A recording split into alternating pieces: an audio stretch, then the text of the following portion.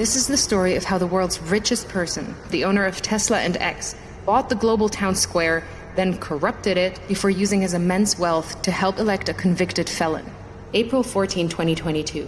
Elon Musk makes an unsolicited offer to buy Twitter for $44 billion. He claims the site has become politically skewed and says, for Twitter to deserve public trust, it must be politically neutral. October 27th, the deal goes through.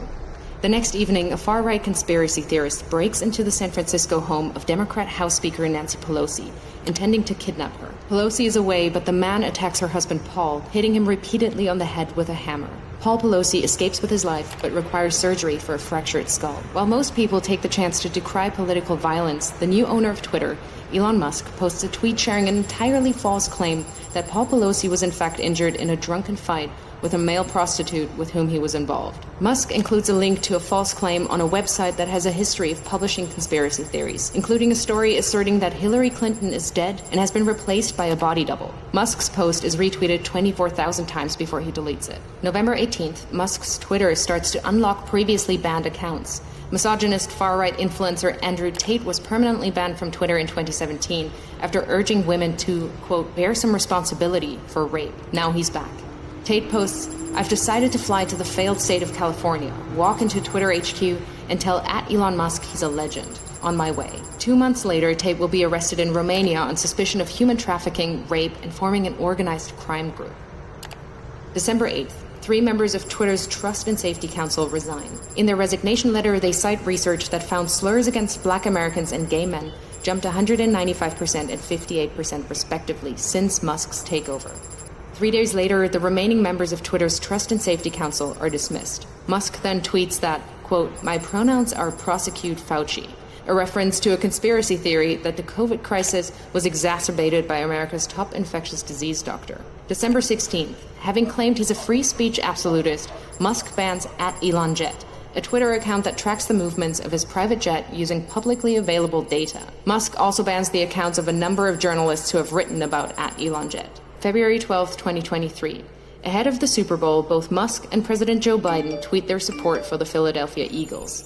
Biden's tweet is seen 29 million times, Musk's just 9 million times. Incensed, Musk leaves the game early and calls an impromptu meeting of Twitter engineers at 2:36 a.m. Their job? To change the Twitter algorithm to artificially inflate the reach of Musk's tweets by a factor of 1,000. Making him the preeminent presence on the site. July 23rd, Musk announces Twitter is now called X. August 25th, Donald Trump, once banned, returns to the platform by posting a picture of his mugshot from Fulton County Jail with the words, election interference, never surrender. Musk reposts the shot. 4 days later, X reverses Twitter's long-standing ban on paid political advertising.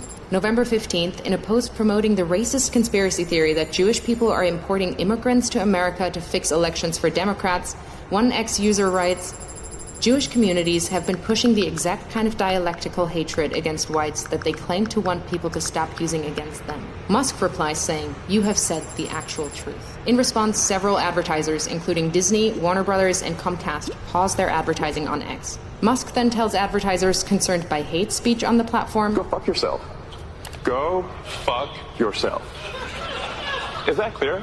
Over subsequent months, Musk will become obsessed with the false claim that Democrats are allowing immigrants into America to create more Democratic voters, in effect stealing the coming election, sharing the claim numerous times with his followers and pushing it to tens of millions more who choose not to follow him.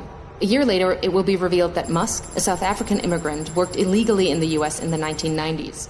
November 25th, on X, Musk boosts the Pizzagate conspiracy theory, a long-debunked claim alleging high-profile Democrats ran a pedophile abuse ring from a Washington pizza restaurant. March 25th, 2024. Musk loses a lawsuit against the Center for Countering Digital Hate. He'd sued them after they flagged a rise in hate speech after Musk bought Twitter. In his ruling, a U.S. district judge calls Musk's case vapid and says this case is about punishing the defendants for their speech. May 2024, Musk creates a political action committee which he calls America PAC. Its objective is to mobilize 1 million Republican voters in swing states in an effort to hand the election to Trump. Musk commits to putting tens of millions of dollars of his own money into the Get Out the Vote push and clears his calendar every Friday morning for 30 to 60 minutes to meet with the team he's assembled to run the effort. July 14th. Musk calls Trump on behalf of J.D. Vance, urging Trump to select Vance as his running mate. Vance says abortion is murder and insults women who haven't become mothers. A bunch of childless cat ladies who are miserable at their own lives and the choices that they've made. Musk's phone call is part of a broad effort by Silicon Valley billionaires to ensure Vance is selected. The next day, Vance is unveiled as Trump's vice presidential candidate.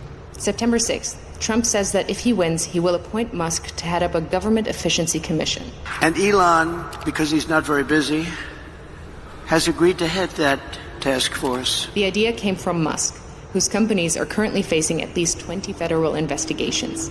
If he gets the role, it would give the world's richest man the power to regulate the regulators who hold sway over his companies. Last year alone, his companies were promised $3 billion across nearly 100 different contracts with 17 federal agencies. September 9th, Musk spreads a conspiracy theory that immigrants in Ohio are eating people's pets. The following day, Trump repeats the slur during the presidential debate with Kamala Harris.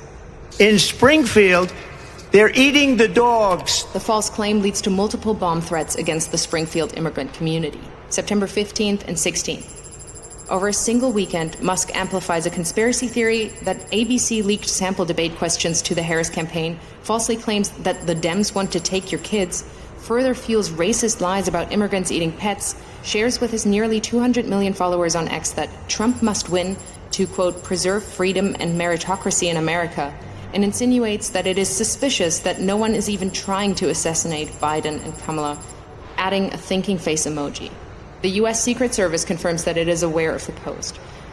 The White House issues a statement saying violence should only be condemned, never encouraged or joked about. This rhetoric is irresponsible. October 4th, Musk posts, unless Trump wins and we get rid of the mountain of smothering regulations that have nothing to do with safety, humanity will never reach Mars. This is existential. Musk is the owner of SpaceX and stands to make billions from U.S. government space contracts. October 5th, the user handle @America is taken from an X user and given by Musk to his America PAC. That evening, he joins the former president on stage in Pennsylvania, jumping about wildly. Fight, fight, fight, vote, vote, vote.